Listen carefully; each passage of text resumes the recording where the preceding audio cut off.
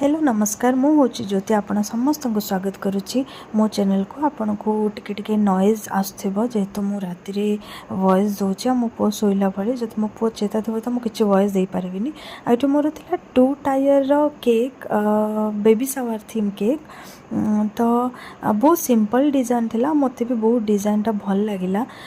देखो ये half blue आ half pink रो design थिला जेहेतु half pink blue chocolate drip हिसाब से डिजाइन कराई थिला से तो मु चॉकलेट व्हाइट चॉकलेट रे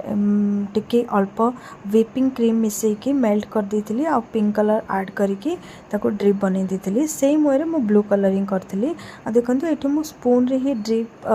कर देली आ ताको एमिति वे रे हमें फिनिशिंग दे छोट छोट ड्रिप कर देबा जदि आपण को स्पून रे कंफर्टेबल नहीं तो आपण पाइपिंग बैग यूज करि पारिबे ड्रिप यूज करिया पाई आ देखो ये मु स्टार नोजल नहीं एमती फ्लावर बनवाई जेहेतु क्लाइंट मत जो डिजाइन देते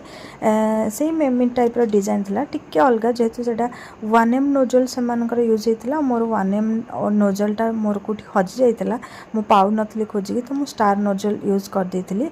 आउ फिनिशिंग है केक बहुत सुंदर लगिला आउ ऊपर टिके मु स्प्रिंकल्स ऐड कर देली